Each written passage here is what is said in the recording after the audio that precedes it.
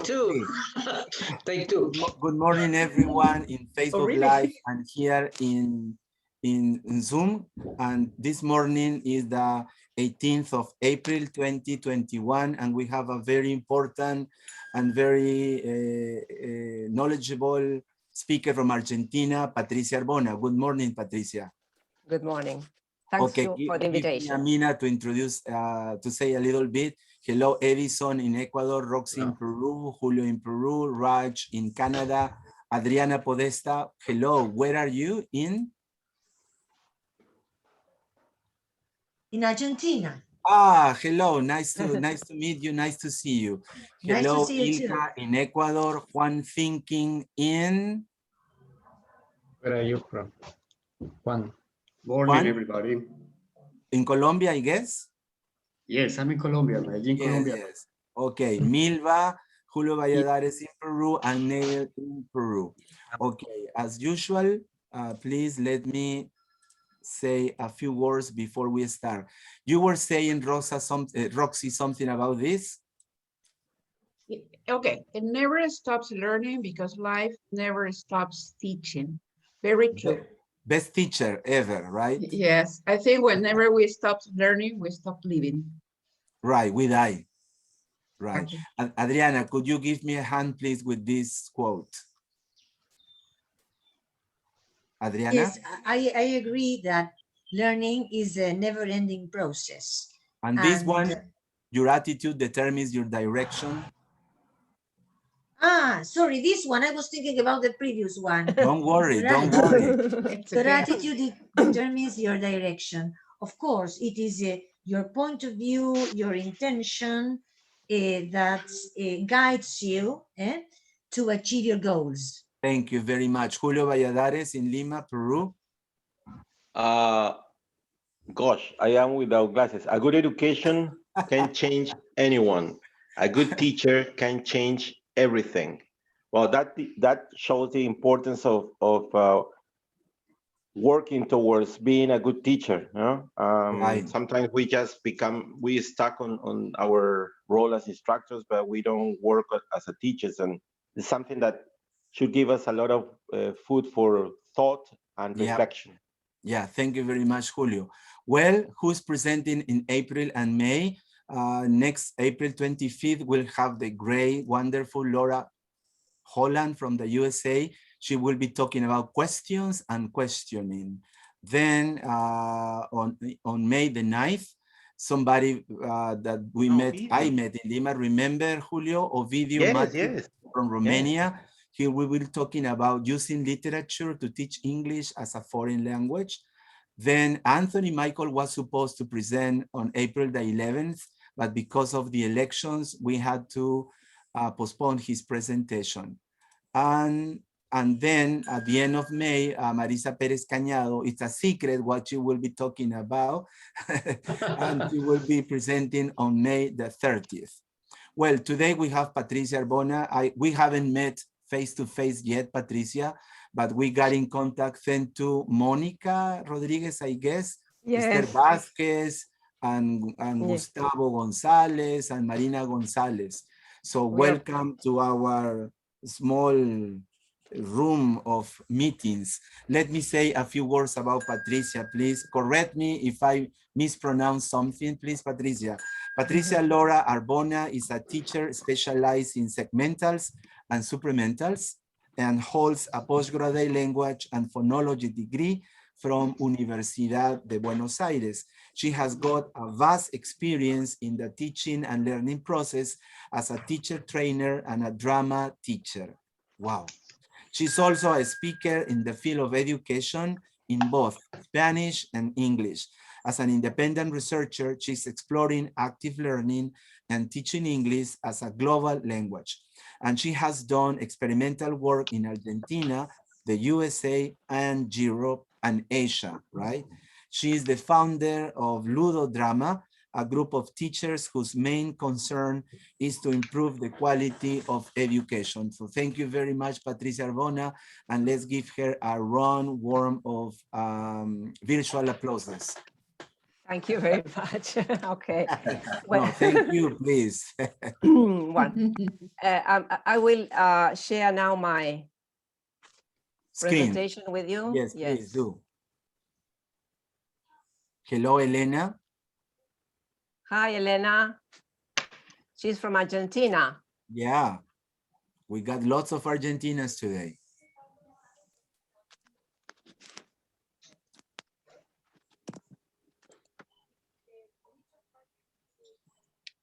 Okay. Ready, steady, go. Okay, well, good morning, good afternoon, good evening, everybody. It's a pleasure for me to be with you all. And before starting, I would like to give a big thanks to Jaime and Kahima for this invitation. Well, the topic today is the magic of drama in learning. Well, we know that we are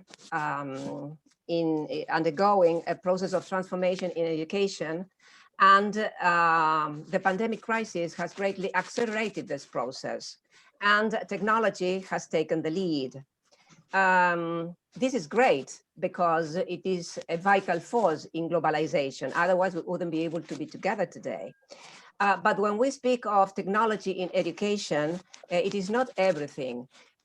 Sometimes teachers tell me when I offer them to use drama techniques, thank you, but I have technology. And I think that we need to be eclectic and use the different type of sources that we have at our disposal. And I think that the type of situation we are living at the moment, I think that we need to concentrate on the essence of the human beings and try to give the students what they really need in the classroom. We are having the difficulty of having online classes. So we all know that it's not as the type of class we would have in a physical classroom. But anyway, we are trying hard to give the students what they need in order to learn successfully. And today there are new trends in education, and the tendency is to use active methodologies in which the student is centered in the process of learning. Well, drama is precisely the tool for this type of methodology because it easily engages students in the process of learning, and that is the best way of learning successfully. Well, the aim today in this presentation is to introduce drama to you and to see the way it can change the class radically. When I started using drama, I never imagined the effect it would cause on my personal and professional life. Today, we are great partners, and I cannot imagine my classes without its magic. So I hope that after listening to me, you will give it a try. Well, so the first question is, what is drama? We need to know what drama is in order to understand the force, the power it has. There is a Chinese proverb that says, I hear and I forget, I see and I remember, I do and I understand. It clearly shows what drama does. Drama is learning by doing. This means that rather than sitting and listening, the student takes a personal journey through experiential learning, because drama is hands-on experience. Drama is capable of creating a pleasant atmosphere, and the students learn while they are having fun. Isn't it great? But of course, it is fun to have fun, but we need to know how. And drama provides us with the necessary tools to make learning memorable. What is interesting here is that when the students are working and they are using drama, they learn while they are having fun, while they are enjoying learning. And as Montessori once said, it is a pleasure to see our students when they are working by themselves. Okay. Drama is also a dynamic driver of 21st century skills. And it helps the development of the 5 C's or 5 competencies. First of all, cooperation. Students learn that learning together is much easier. Control of emotions is crucial. Why? Because students need to be prepared in order to start the process of learning. And they develop critical and creative thinking. These two strategies are crucial that will be useful for the rest of their lives. And then communication. Communication is very important because normally students are not taught how to speak and how to listen. And drama permanently deals with speaking and listening, so that they are able to train their listening and their speaking. Remember that listening is the Cinderella of language skills because it is evaluated but not taught. This is another issue that should be treated here in another session. Well, it is important to define drama in a way that everything is included.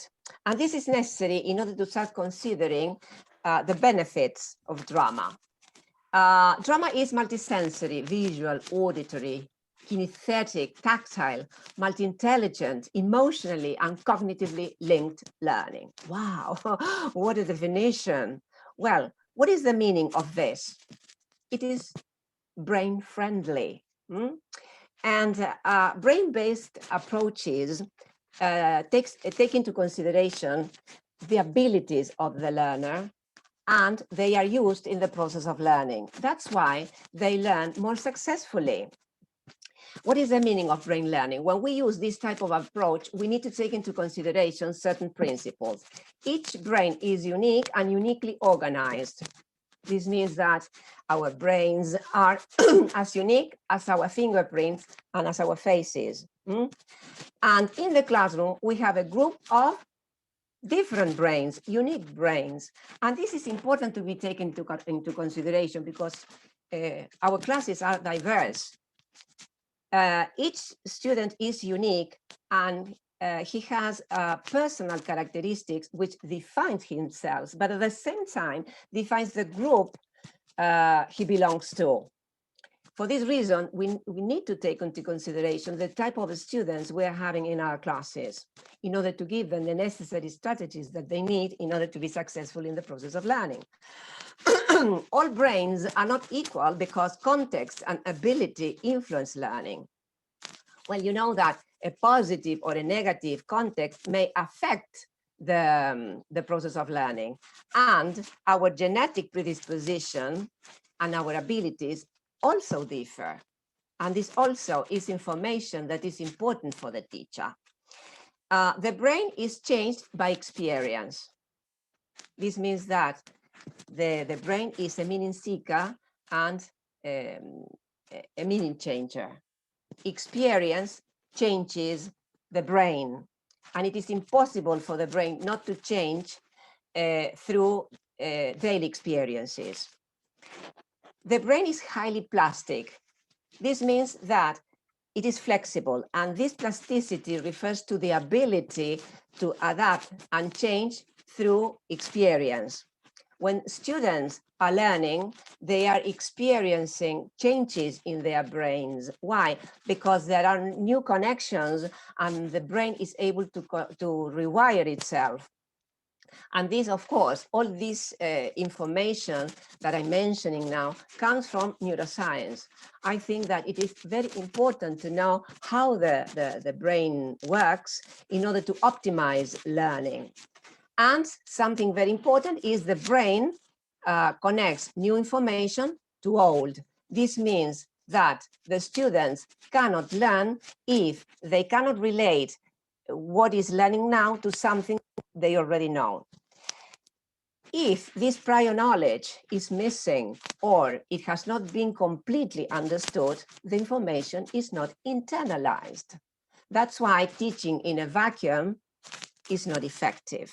We always need to take into account this because it is the first step in understanding what the students are learning. Now, another characteristic or benefits of drama is that it is a holistic, it has a holistic approach. This means that it takes into consideration body, mind, and emotions. And in this way, it articulates thinking, doing, and feeling. So it brings together mind, body, and emotions so that the students learn taking into consideration the whole person. So this is great. This is what is great about drama. The students are using everything in order to improve their learning.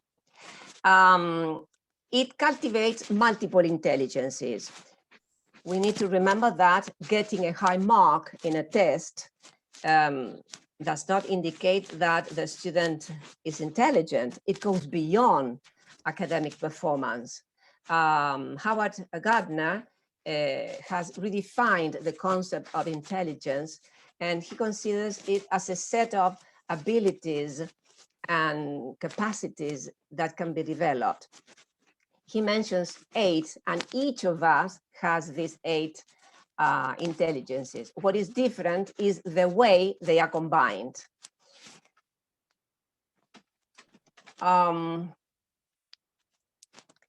It promotes emotional intelligence. Once Aristotle said, educating the mind without educating the heart is no education at all. We should remember that students do not learn when we want to teach them. They need to be emotionally prepared, intrinsically motivated. That's why before starting a class, we need to have a pleasant atmosphere which invites the students to learn. Because learning without motivation is like eating when you are not hungry. That's why this emotional intelligence should be present and should be developed in the classroom. Then it makes use of multisensory learning. This means that all the senses are alert. All the sense channels are open, so the students have the opportunity to understand what they are learning in different ways. We know that we have students that may be visual, auditory, tactile, or they are kinesthetic because they prefer moving, they prefer learning by doing. Well, by this type of multisensory learning, the students have the opportunity to use their senses. And this type of learning is particularly beneficial for those students who have attention or learning problems and students with special needs. Well, drama is inclusive learning. This means that it recognizes diversity and it takes into consideration the different needs of the students. What is important about this? It is that it unifies all the students because independent of ability, disability, it is accessible to all. Remember that all arts are also helpful in this way because children may have different capacities, but painting, dancing, singing, and drama can be done by them in different paces, in different ways, but the arts are great equalizers. Then metacognition, it promotes metacognition, and metacognition is not something that is present as it should be. And it is essential because when students use metacognitive strategies, they take ownership of their learning, and in this way they gain autonomy. Why? Because they can discover their weaknesses and their strengths, and in this way they can improve their learning. And this type of metacognition should be done with all the students together. Sometimes, if possible, we have to devote a whole class to dealing with how they are learning, because they need to know how they are learning. And in this case, feedback is crucial. May I ask a question, Patricia? Of course. You're saying that drama has to do a lot with brain and motivation. I love the quote that learning without motivation is like eating without being hungry. That's very powerful. Yeah, Now very clear. that children are working and watching and looking at the laptop the whole day, how can they work drama and motivation just looking at the laptop? I was wondering, because I have a friend who's an actress, and she's giving workshops for teenagers and children to learn how to dramatize and act. So I was Online. wondering, yeah, You I mean was online? wondering, yeah. Well, the Have thing- you done that? Yes, of course, because we haven't had any other possibility. So I used to give physical classes, and imagine I had all the room to move around, but now we are restricted, very restricted. But in spite of that, you know that it's difficult, but not impossible. I always say the same. It is difficult, but not impossible. And you manage. And when normally I work with trainee teachers. So we do different activities, because the problem is that cooperative work is not possible because they are separated. Yes. And I am separated from them. So we need to think special activities in which they can be creative. Well, one of the activities that I normally use is improvisations. Improvisations are activities in which they make them think spontaneously. And then, well, there are many others. I want you to, we will discover them afterwards, because I want you to do some in this session.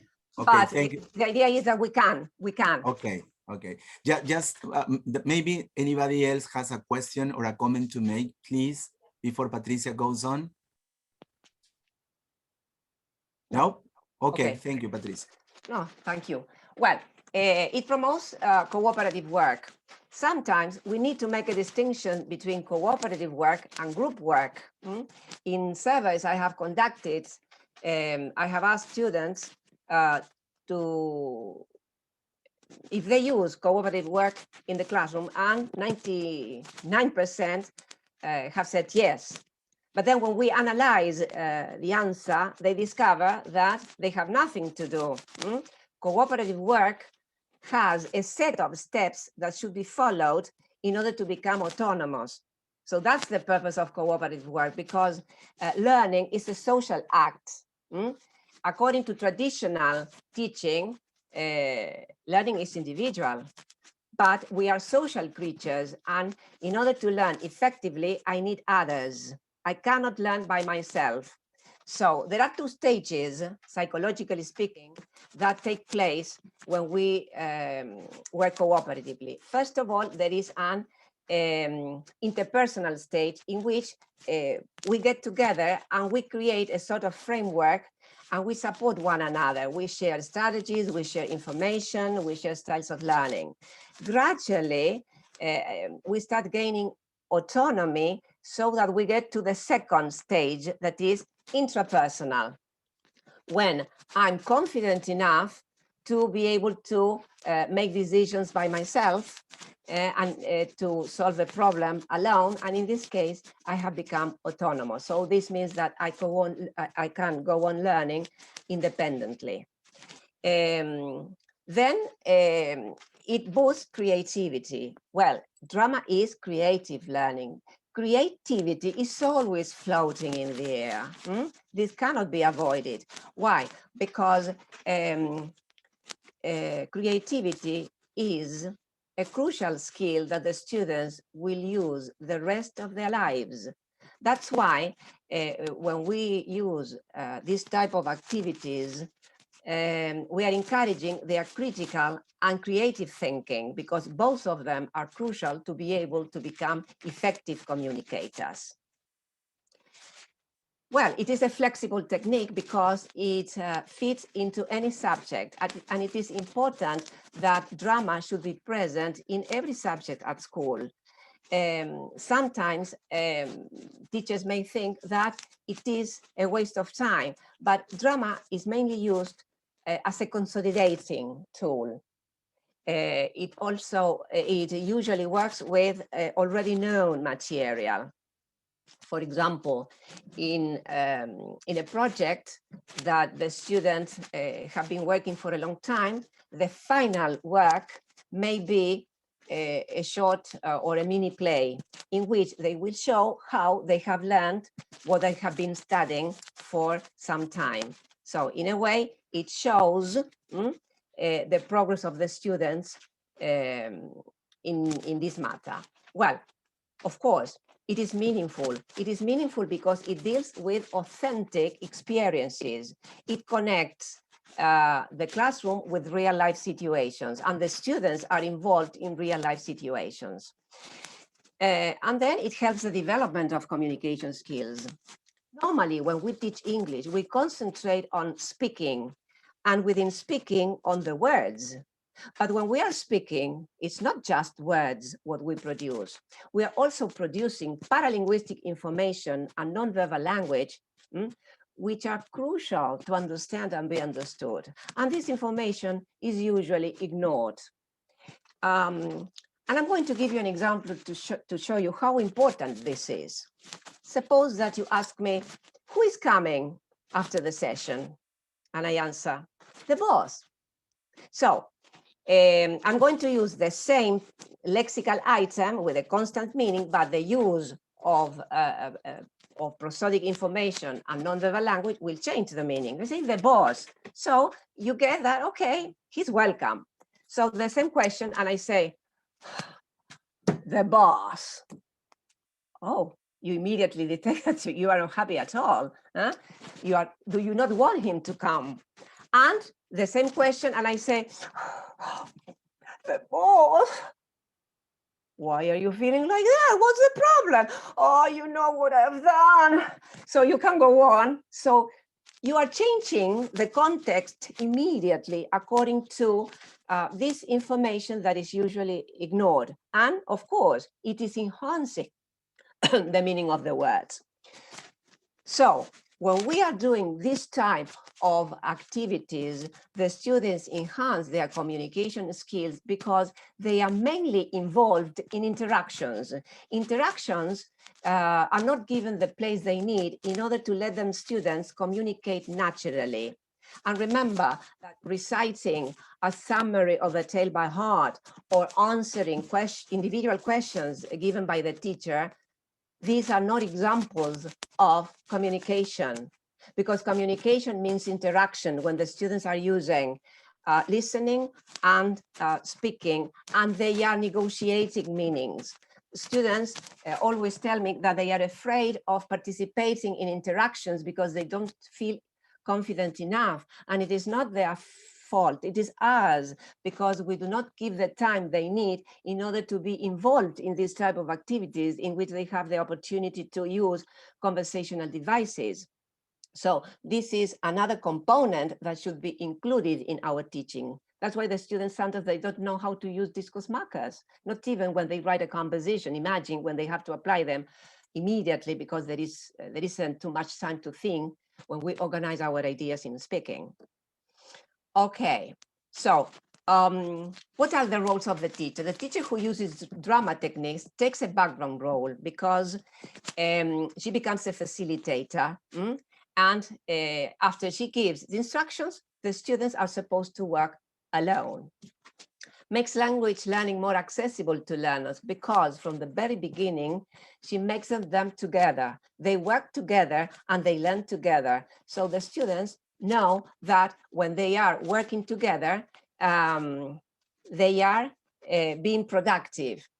Normally, I always say that silence is not healthy in the classroom because when we have a silent classroom, this means that the students are listening to their teacher.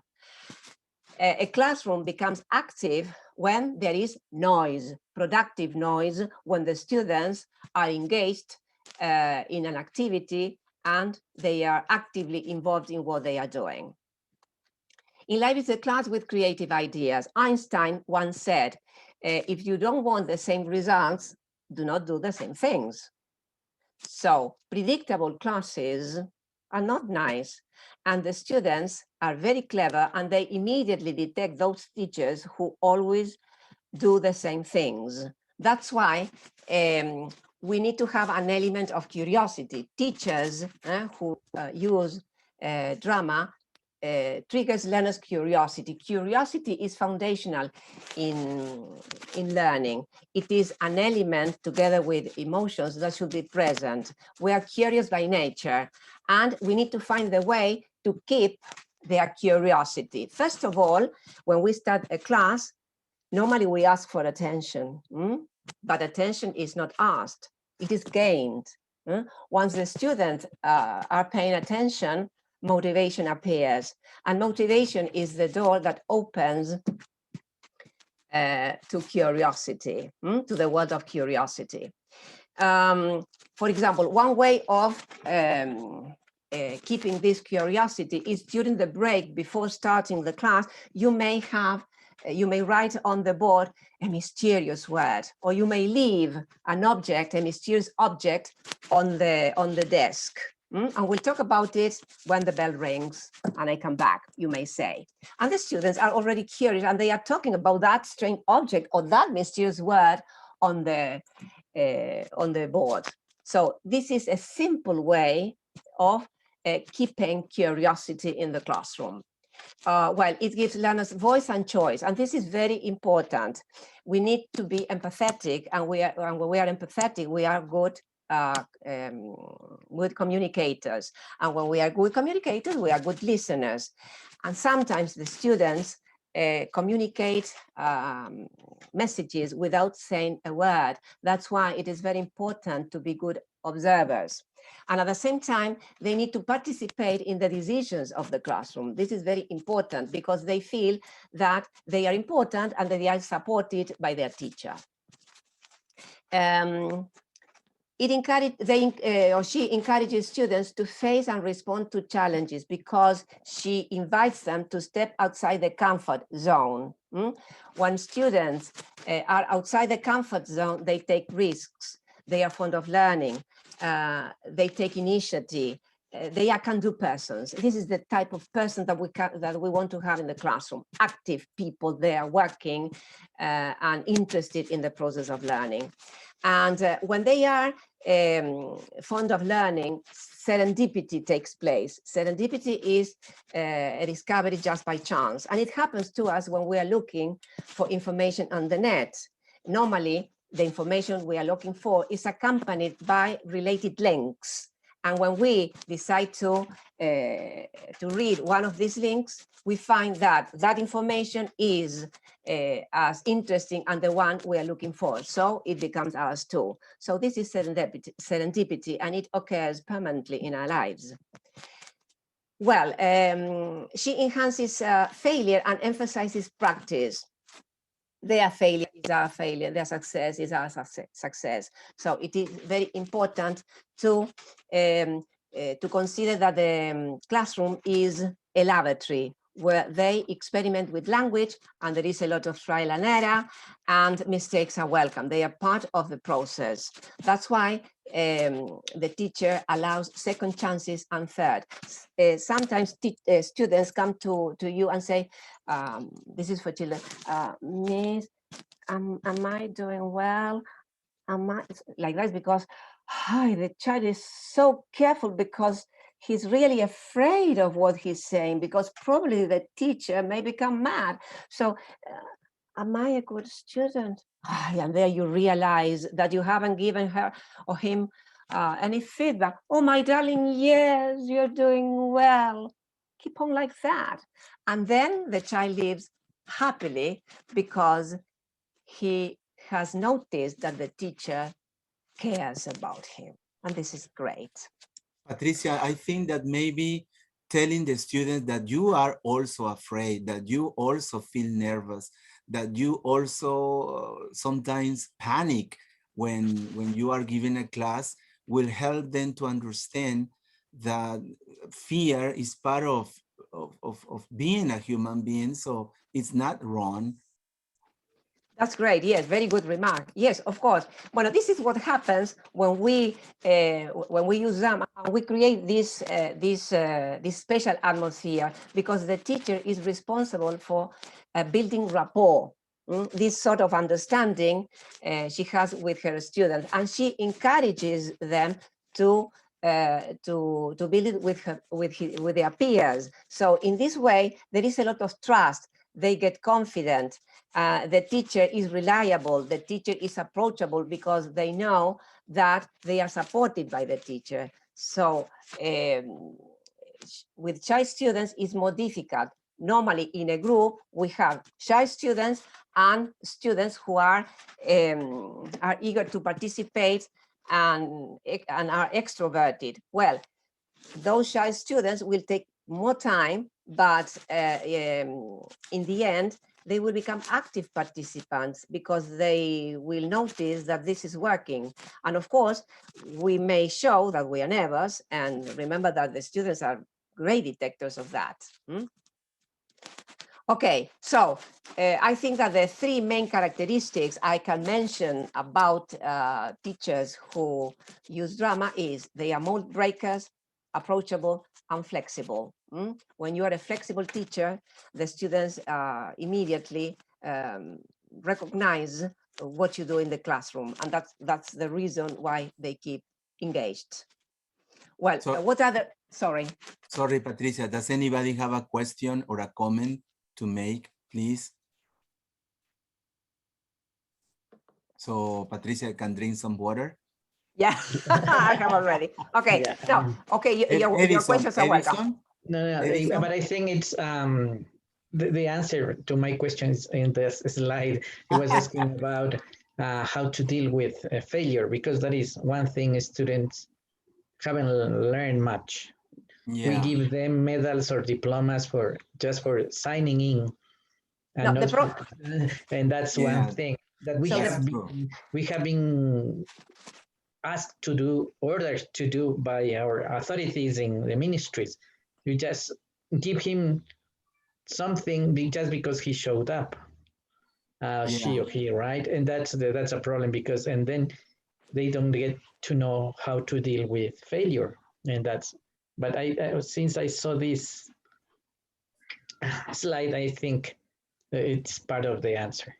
no, Thank you. thing, Thank you, the, thing, Edison. the thing is that what drama promotes is that mistakes are welcome. They are part of the process. They should not be afraid of their mistakes or ashamed of their mistakes. And when, for example, they have a test and they fail, well, let's consider what was right. The focus should not be on what was wrong, because in this way, we should encourage them and tell them, okay, let's concentrate on this. This is great because your answers were correct, but I think that we will have to improve, and we use this inclusive way so that they will feel that they are accompanied. What you need to revise is this, in which I think that there is something that has not been learned completely. Okay, let me know if you need any help, and we are going to work together. Another important thing that should be done in the classroom is to correct mistakes together. And when they fail and there is a general problem in the classroom, we need to consider, we can devote a whole class to dealing with common mistakes. Normally, there are mistakes that many students are having, and they are sharing this type of mistakes. So if we discuss together this problem, they feel more comfortable, because they say, oh, I thought it was only me, the one who was having this type of difficulty. So when problems and when difficulties are shared, so I think that understanding is easier, and they feel, what is important is that they feel more comfortable because they can speak about it. And besides, the teacher is encouraging them to tell what their problems are. Well, what are the roles of the students? They discover their creative selves, because one of the main aims of the teacher is to know her students and also to discover their potential. Remember that each student is unique, and they bring to the classroom their own potential. So it is my responsibility to discover their talents so that they will be able to use them in the classroom, in the process of learning. They unleash their imagination. Why? Because drama, we have said that drama is creative learning. So when they unleash their imagination, they use their lateral thinking. they sharpen their senses because the type of multisensory learning they are using. They respond to challenges because the teacher tells them that it is important to step outside the comfort zone. So they take risks and they are more creative. Creativity is not in the comfort zone. It starts as soon as you step outside this zone. They experiment with language. So this is what is not really present in our classrooms today. Interaction. Interaction is crucial. They need to experiment with language. And when they are interacting, they can assess their own learning. And if there is something that it is still weak, well, they can work with it all together. As I said before, there are mistakes that are common. In this way, they make errors work. They are not afraid of committing mistakes. They are not afraid of failure because they know that mistakes are deductive because they help them learn. They are constructive because they help their learning, to improve their learning. And they are creative because when they are analyzing the type of mistakes they are having, they usually find creative ways of internalizing the right versions. Remember that one of the problems is fossilization. Fossilization is the internalization of wrong information. Well, so when we are considering mistakes, welcome fossilization gradually vanishes. They know how to work cooperatively. So they know that they are productive and that they are learning all together. They cannot learn individually because they have experienced that, because many students have experienced this type of teaching. That's why this type of traditional teaching, that's why they are asking for a change. They are asking for participation. And these active methodologies are really giving them what they need. Well, they disclose their strengths and weaknesses because they use metacognitive strategies. In this way, they gain autonomy because they know the way they are learning. It is very important for them to know how they are learning. The three main qualities I may mention of the type of students that we have in the classroom when drama is used is they are intrinsically motivated because they know that they will play, that they will work all together. They won't remain seated listening to the teacher. They are risk takers because they know that taking risks means learning, and they are independent because after working cooperatively permanently, they know that they will be able to make decisions by themselves. Well, why drama activities in learning English? Experience indicates that drama and children constitute, both of them, a winning combination. A drama activity is a game, an entertaining activity, a form of play, and play is the natural way of learning, and it is always it is always present in our lives. Why? Because of ludicity. Ludicity is a condition of the human being.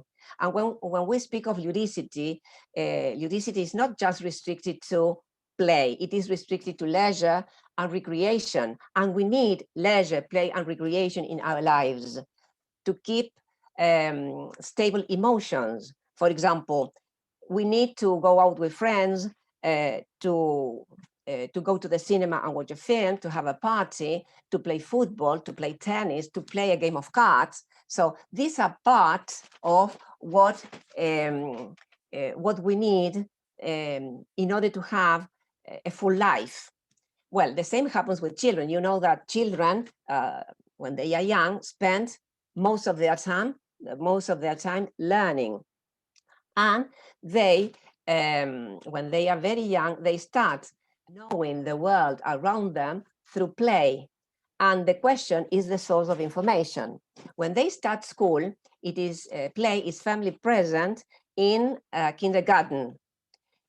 It is present in the first years of primary school, but then it gradually disappears. Who knows the reason? The problem is that it should be present at all levels, especially at teacher training colleges, because trainee teachers need to know how to use play and drama in the classroom so as to give the students active participation and leave behind this traditional model that has already taught us that it is no longer effective because it is anachronic. Well, but play is not only absent at school, it is also absent at home. Normally today, the parents allow children to use their phones, and the main reason is to keep them quiet. But I think that children do not need screens, they need humans, and parents should remember that their cell phones will remain small forever, but children won't. So we need to be with them, and we need to play with them. And we know that these digital devices have a harmful effect on children, especially they affect their cognitive skills. I think that parents know about this, but sometimes it is easier to give them the cell phone so that they can do something else. Okay, what are the right conditions for drama? Well, I need first of all, a physical environment is important. The room, the size of the room is not important, because sometimes we are in a small room and we manage. What is important to know is that there are two types of activities, those in which the students remain seated and those in which the students need space. So what we do is to move desks and chairs aside so that the students can move around. As regards sitting, there are three different types. They may sit in a horseshoe, in a circle, or in groups. And what is important of this sitting arrangement is that they can have face-to-face conversations. We know from experience that orderly rows are not productive, because if we want to have a discussion, we need to change. Nowadays, many teachers are already rearranging the seats so that when we have a debate or a discussion, the students can see one another. So this is a normal type of conversation. Then relationships, crucial. Remember that students are working together permanently. So that rapport that I mentioned before is crucial. The teacher is responsible for creating this pleasant atmosphere. And she encourages them to give positive comments and healthy criticism on each other's work. And in this way, they reflect together. And when they reflect together, they use metacognitive strategies. You see that there is a constant connection, and all the benefits are always present in the classroom when we do this type of activities. Well, we create a cooperative climate. This means that students know that they have two different types of responsibilities, individual and collective. And each of them is working individually, but at the same time, they are responsible for the whole work. Goal intention. They need to know also that when they do a drama activity, there is a special aim to achieve. And this should be done within a time limit. In this way, they sharpen their concentration and they organize the activity faster. And feedback. Feedback cannot be absent. And feedback is another component of the class that is not as present as it should be. Because feedback means encouragement, means improvement, and everybody needs feedback. For this reason, it is important to encourage students to give feedback to their peers. And this feedback should not be received in a way that the student is a passive receiver. No. The students, when we have, I call it reflection time, when we reflect on our work in the class, they may reflect on the way the teacher is doing the work, because they may say, we would like to do this type of activity more frequently because we feel that we are learning much better with the ones you included last class, for example. Well, their suggestions are welcome, and they know that we are also learning through what they suggest or what they propose. Okay, what are the components of a drama activity? We need a contextualized setting. That is to say, we need to bring reality into the classroom. And when the students are involved in a communicative competence activity, linguistically speaking, they need to select the words. This is done very quickly in the brain. That's why they need a lot of training to be able to keep a conversation going. And it is precisely what drama provides with this type of activities. Well, first, they select the words and the rules which are necessary in order to organize the message. Then they need to think if the words they have selected are suitable for the type of message they want to transmit. At the same time, they need to consider if there is cohesion and coherence. Because, for example, if I say, can you help me? Yes, I can. What do you need? So here there is cohesion and coherence. But if I say busy to the same question, busy, well, they infer that I cannot help him.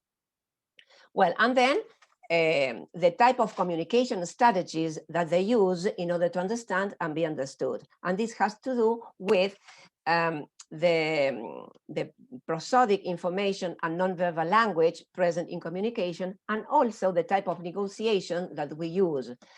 For this reason, we need conversation devices. For example, normally in a conversation, there are false starts, hesitations, the explanations are not clear, so my interlocutor may ask for repetition, reformulation, further explanations, so the students need to be ready to ask this type of questions.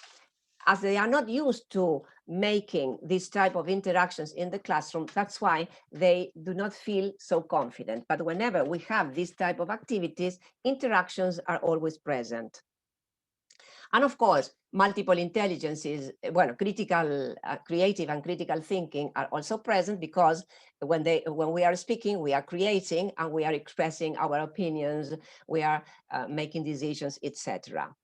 And the students are using their potential, and this is essential. We are permanently encouraging them to use their potential, their talents, because they will be kept for their lives. So this is important to insist on this.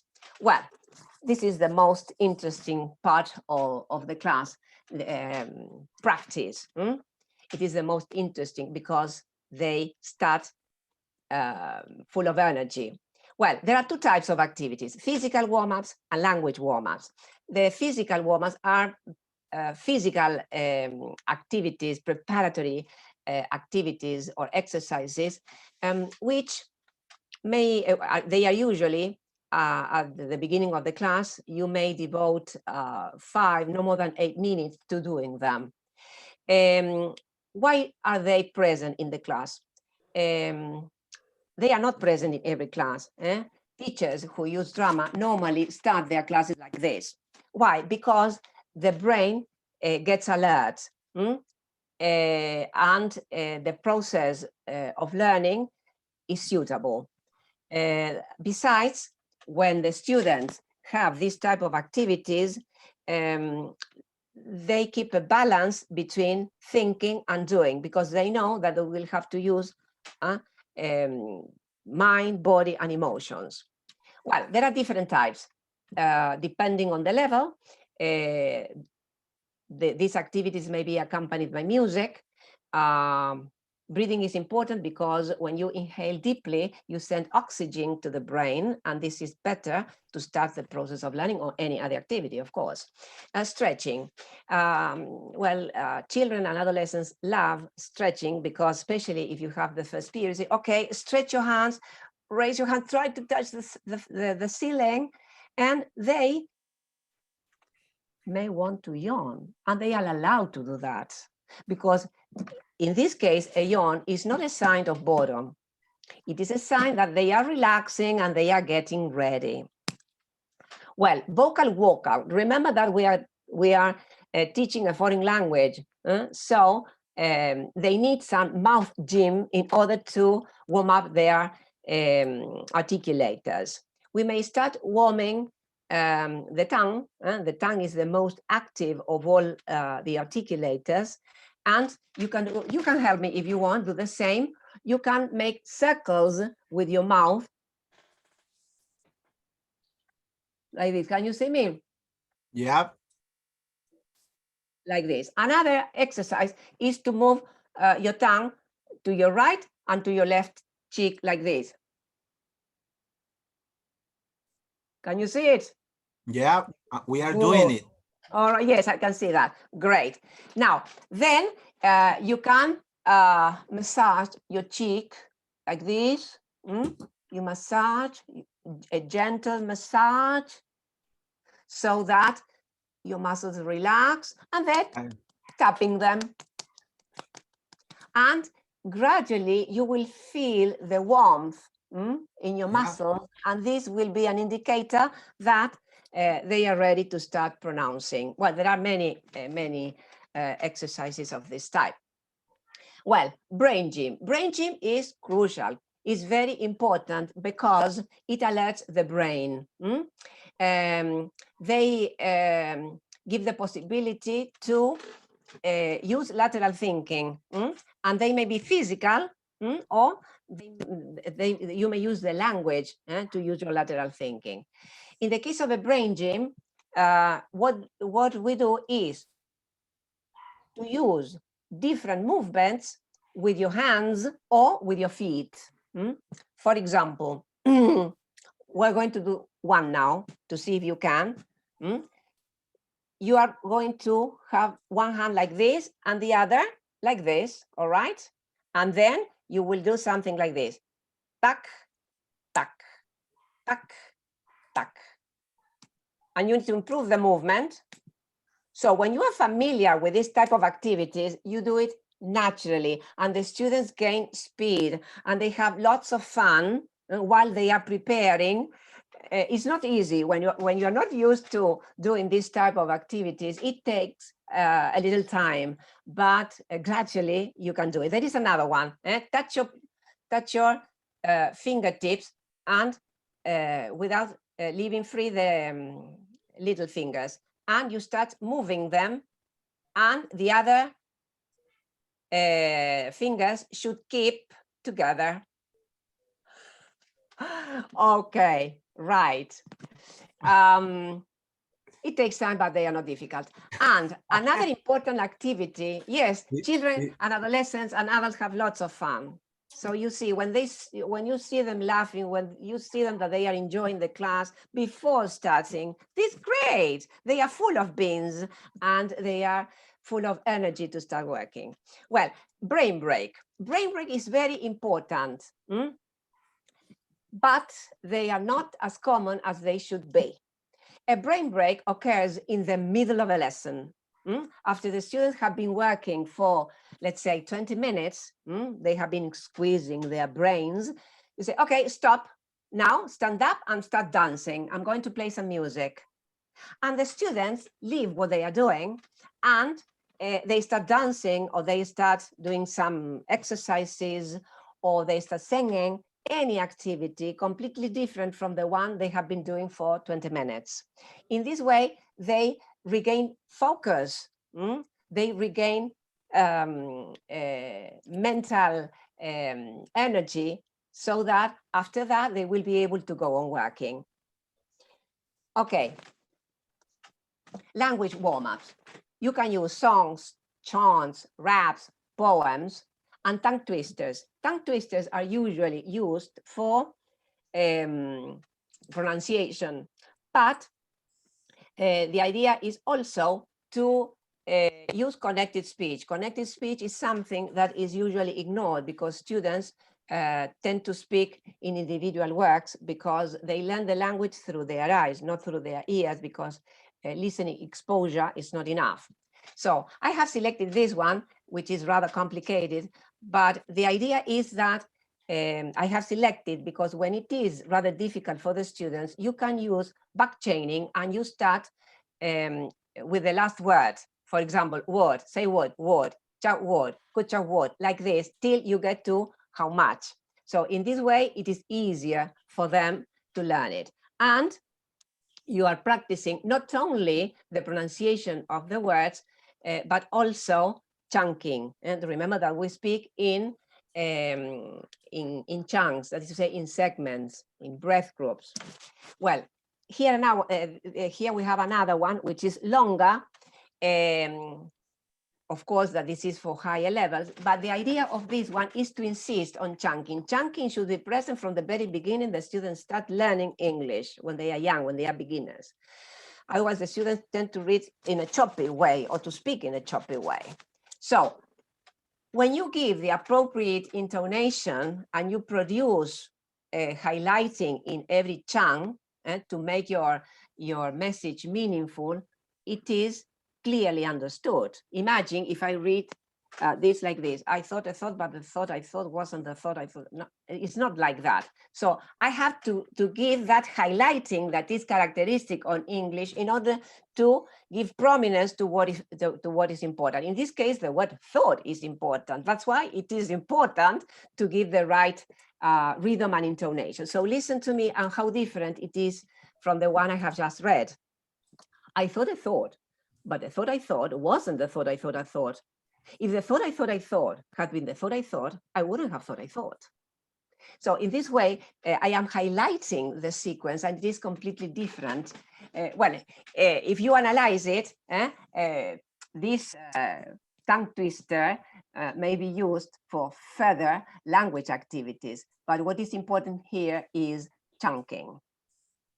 Well, riddles. I have 3 for you.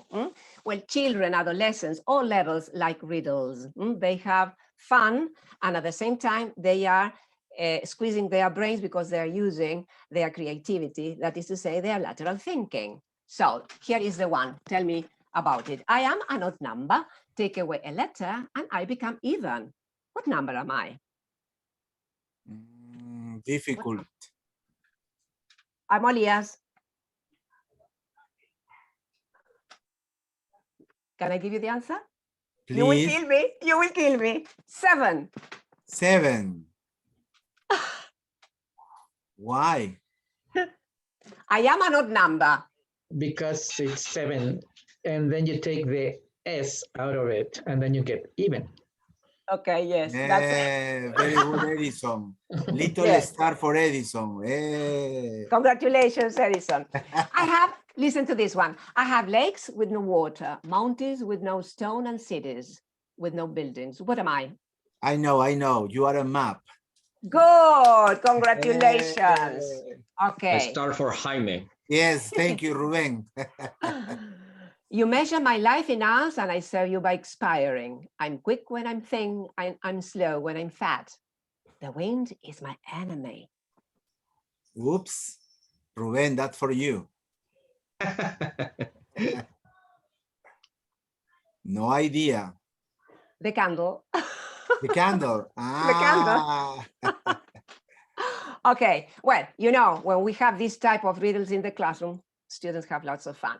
Now, brain teasers, they are also great. And here I have selected this one. It is called the Scroop effect. In this activity, you need to read the colors, not the words.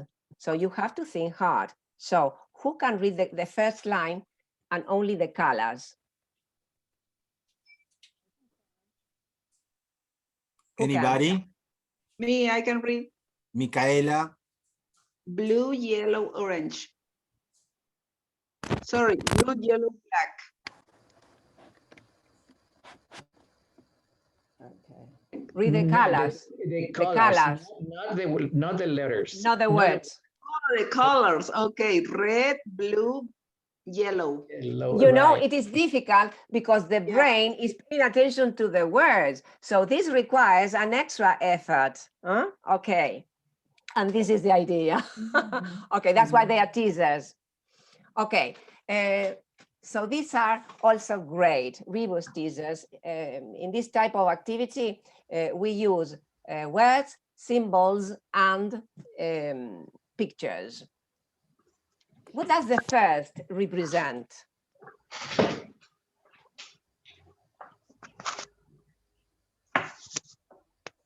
Anybody, please?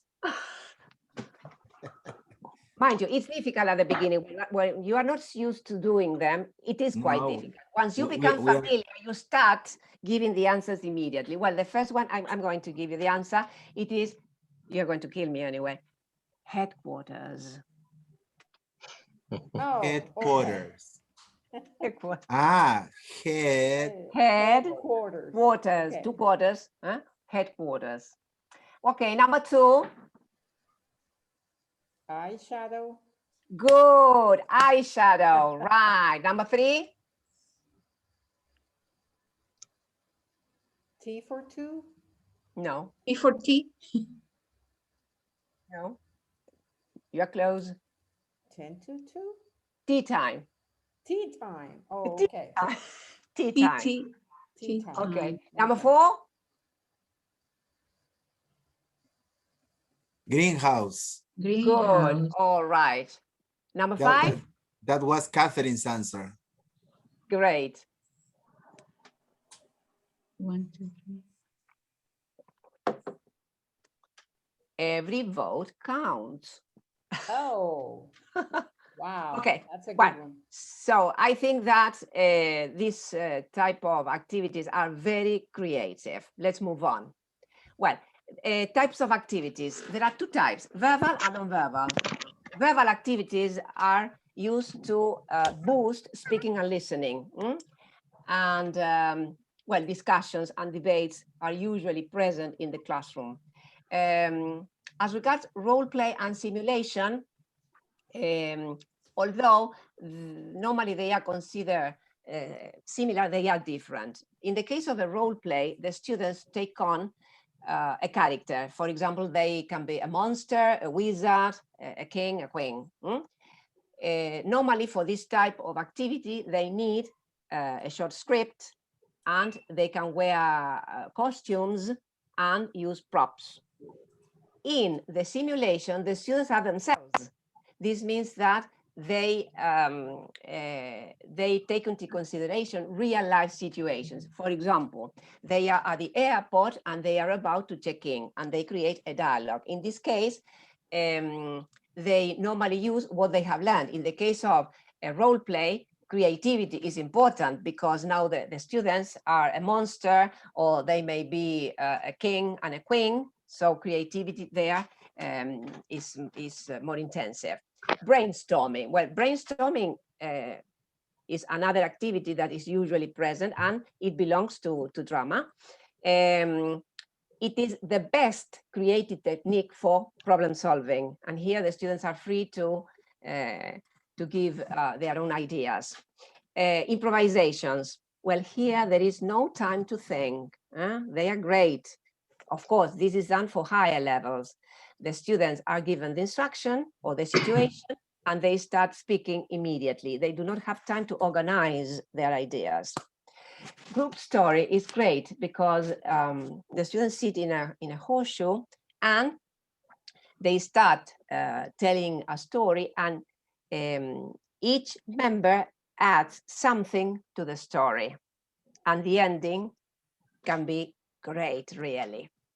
And then a mini play, when the students have become familiar with a particular content, or when they are working, when all different subjects are articulated, as in project-based learning, the students can organize a mini play. They prepare a short script depending on the level. The students can prepare it, and the teacher may check it, or the teacher may prepare the script for the students. As regards non-verbal activities, they are used to improve auditory and visual processing. Normally gestures are introduced in a different way. Normally we do not pay attention to the number of gestures we produce in our daily lives. So one of the first activities that we can give our students is a gesture list. We divide the students into groups, and we tell them, okay, in a piece of paper, write as many gestures we produce every day. After that, they consult each other, they organize what they are going to do or the way they are going to participate. Okay, now produce them. And they start producing them. Okay, suppose you do them. Come on, what are the usual gestures that we use in our daily lives? I'm going to mention one, for example. Okay. And we may ask the student, okay, and what is the meaning of this? When do we use this gesture? When we say hello, goodbye. to say goodbye. Very good. All right. Any other gesture? Frowning. No, do it. Okay, frowning. Okay. And when do you frown? I frown when I don't understand something or something annoys me. Very good. All right. So in this way, they react to the number of gestures we produce daily, and at the same time, they relate the gesture to the meaning. When opposite emotion, this is a bit more complicated because here, normally, when we give them a script, between brackets, we have the stage directions. For example, he opened the door and he said angrily. He said abruptly. So the students need to interpret that stage direction and they should use their feelings to express that anger that is present. All right. Well, but instead of expressing anger, they will use any other emotion.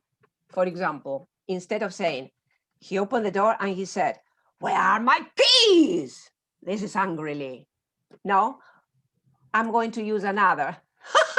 Where are my keys? What's the problem with you may say to me? You see, so it is difficult to express a feeling when the words cannot combine that particular feeling. Okay, so in this way, they learn how to use gestures more easily, although this activity may seem difficult at the beginning. Well, body talk or silent speech occurs when you divide the class into two groups, and one group will make a short scene using gestures. And then the other group will have to explain what the students have said using just gestures and body language. After that, as a follow-up activity, they may act out the scene using verbal and non-verbal language. This is a very good activity. Then charades. Charades is a form of pantomime. It is acting without words. And here the students may revise vocabulary, or they may be used to refer to, for example, they may need to guess the name of a book, the name of a film, anything, but only body language should be used, no words at all. For example, for children, charades may be used to guess the activity one of the students is performing. For example, swimming, okay, jumping, like that. Okay, you don't say. This is an interesting activity in which the students need to need to think of an activity, or a situation in which a particular non-verbal language is used. For example, I'm going to produce one, and you will tell me what is the meaning of this gesture.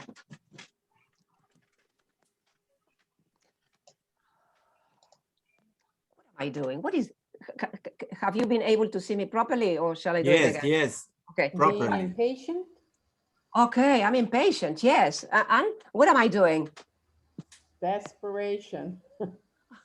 Yes, I'm waiting for somebody, and I'm looking at my watch permanently because half an hour has passed and I'm still waiting, probably. So the idea is to make them talk. Okay. And Movement story. This is particularly special for children. When the teacher tells a story that is already known to them, and they have to perform the story through body language. When the teacher highlights some parts of the story, for example, once upon a time, there was a giant elephant. So the children may do something like this. He was very sad. Suddenly, a bird appeared, and it was very happy, like this. So this is understanding, because they are interpreting what is being said through body language. Isn't it great? And Yes, finally, yes, it is. Yes, it is. action songs are normally used with children because they are total physical response activities in which the students respond physically to a verbal input. In this way, the students are engaged, they are playing, they are having fun, and it is a way of retaining information, because normally it is a way of retaining new vocabulary. So I think that if we introduce these different type of activities, will help your students learn more effectively, more naturally, and definitely they will be greatly engaged. So now, pay attention to the time. We still got time. Yes, for the questions. So thank you very much for having listened to me. I hope that this will be useful to you. And now I'm all ears to listen to your questions. Well, on behalf of everyone, number one, Patricia, thank you very much. I'm going to start. Yes, sharing. Yeah, thank you very much for these last great ideas and the info about the theory, about why drama is important, about imagination and everything else. Do you think we could have the PowerPoint, or do you think? No, yes, what I do normally is to send the resources, because normally teachers are interested in the resources, not in this, because this is so simple. I think that normally what they ask me for is for the resources, because I sent you books which contains this type of activities. I think that it is much more useful than just this empty presentation. I was being a little bit lazy. I normally ask for the PowerPoint. I'm so sorry, Patricia. But on behalf of everyone, I think that is more useful if I give you books and links in which you can find this type of activities. Yeah, it depends on the learning style everyone has. But thanks a lot, because you have made us reflect, think, imagine, and many other things. Okay, I don't know if anybody wants to make a question or a comment in the audience. Yes. Please, Ruben, go on. Yes, Patricia, thank you. Yes, sure. Patricia, thank you very much for this presentation. I really enjoy drama, and I always use it in the classrooms, in my lessons here remotely also. And I consider that you got many activities that you connect different types of, for example, I really enjoy the vocal workout, since we are learning and we are teaching English, the brain gym, the brain break. But in the activities, something is not clear for me. Is, for example, the difference, and you mentioned between body talk and charades. Could you make it clear for me, please? The difference between body talk and charades. In the case of charades, it is restricted to simple words. And in body talk, you have a development of a situation. For example, I'm going to show you a body talk. Imagine that I'm talking to you, because the students need to decipher the type of role relationships. I'm talking to you, Ruben, okay? But it will be only body language, and the rest will have to know what I'm doing with him. I know. What am I saying to you? You're telling him. You're threatening him of not doing something. I'm angry with you. because you have done something I didn't like at all. So now compare. Okay, good, good. That's what usually happens in his house. Yeah. That's The why I second, want to make not the second case, I mean. I Yeah. suppose it's familiar in his house, Yeah. not the first, not the first. Okay, so this is the difference. So All right. you have a complete idea. In Charade, just a word or a phrase, that's the difference. But the way it works is the same because we are using the body. And a lot of very good. creativity. Very clear. Yes. Thank you. You're welcome. Anybody Okay. else, please? Me, Julio. Okay, Hello, Julio. Patricia, and thank Hello, you for, Julio. hi, thank you for your presentation. One question, and I suppose everybody will think yes, everybody is ready for that, but can all teachers be cut out for dealing with the use of drama?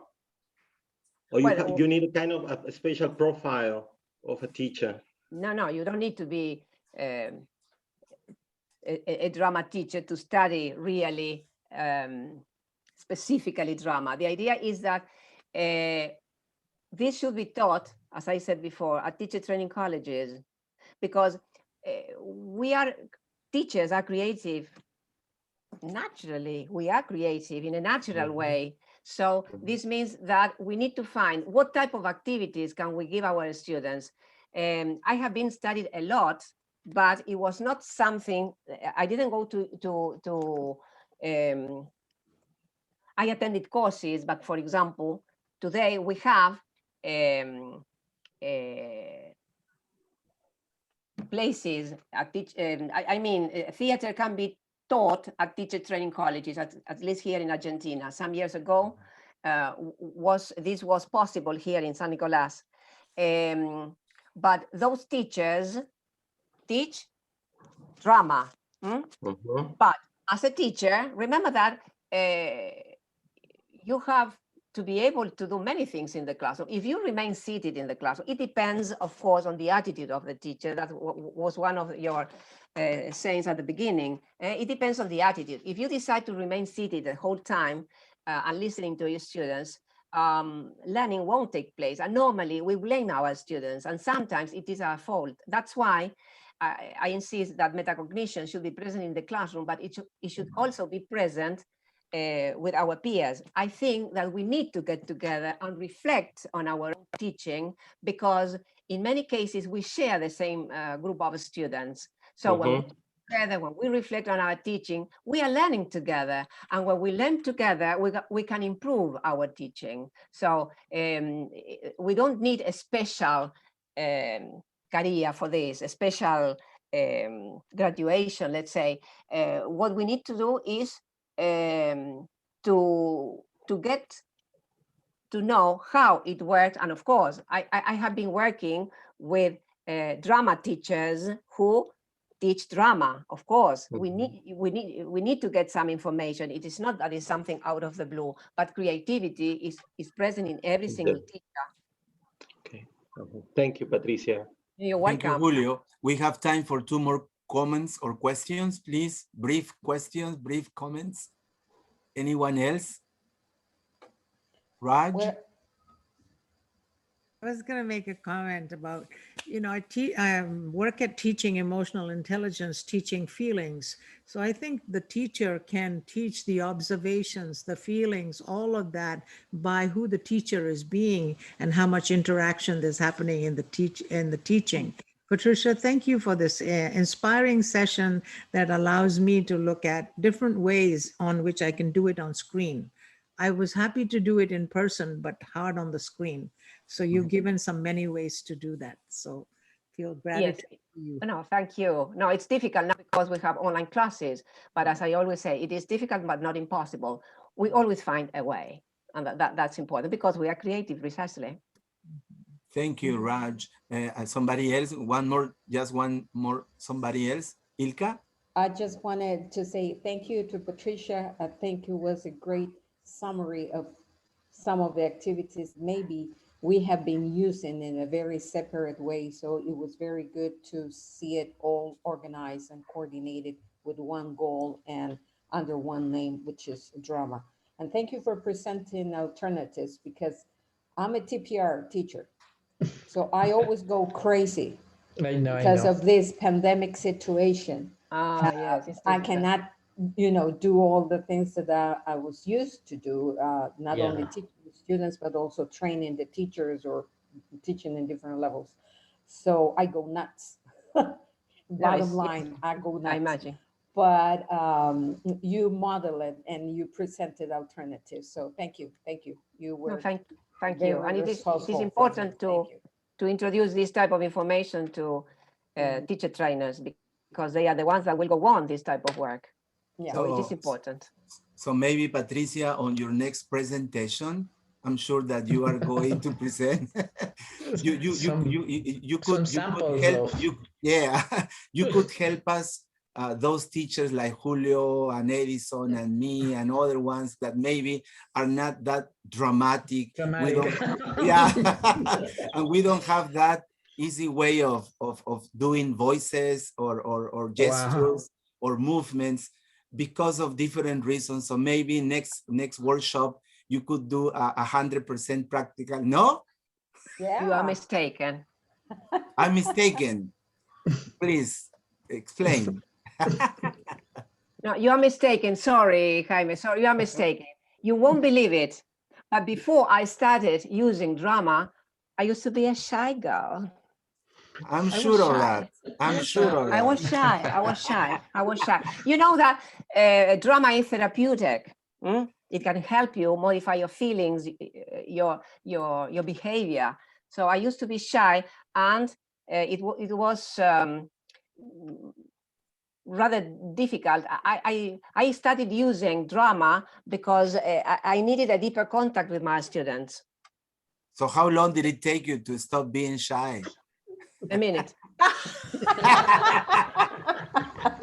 Great okay, answer. listen Edison, listen Julio, and Ruben. When I discovered drama, I said, oh my God, what is it?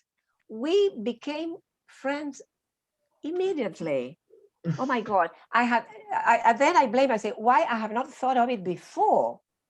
But sometimes it has happened to me because teachers have told me that. Well, I think, no, thank you. I don't need drama because they think, then I know, that they think that drama is used in a celebration, especially in primary, a celebration at school. No, it should be part of every subject. It can be used. The student can prepare a play for a special celebration at school, but it should be part of the process of learning of every subject. And all the subjects should be articulated so that every subject will contribute to something to the production of that play. And when the students get used to working in this way, they are eager to start the class. Time flies very quickly when we are doing this type of activities. And remember that drama is used as the consolidator. It deals with material already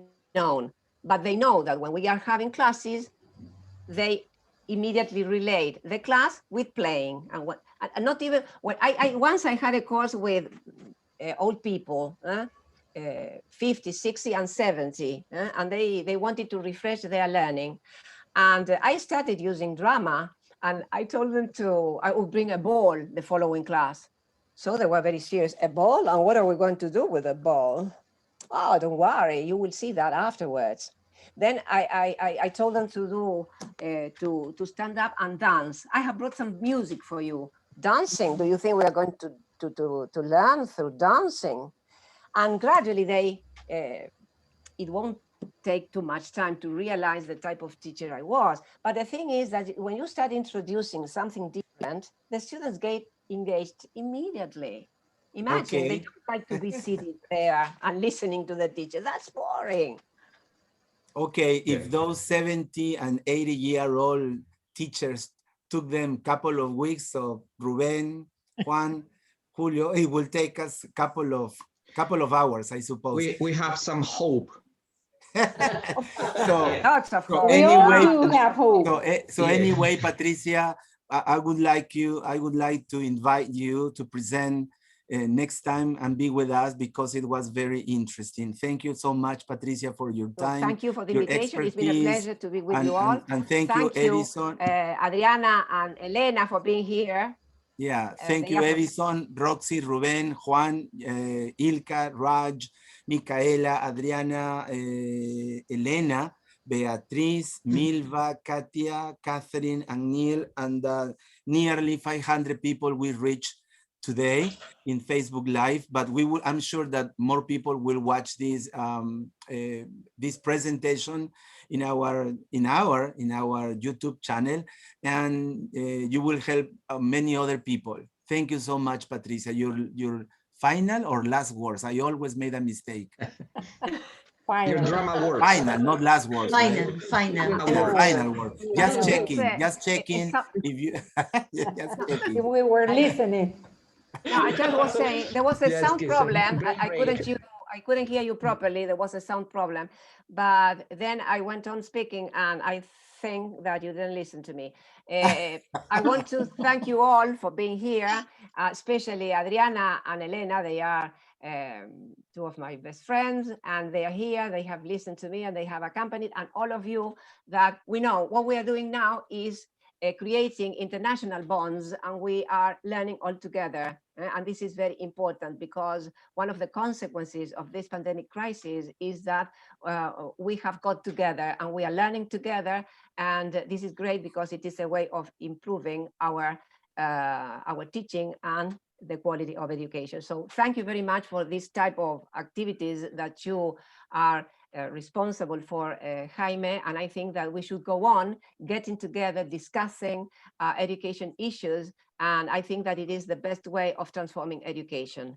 There is no way back. We need to go on improving and having what the students really need.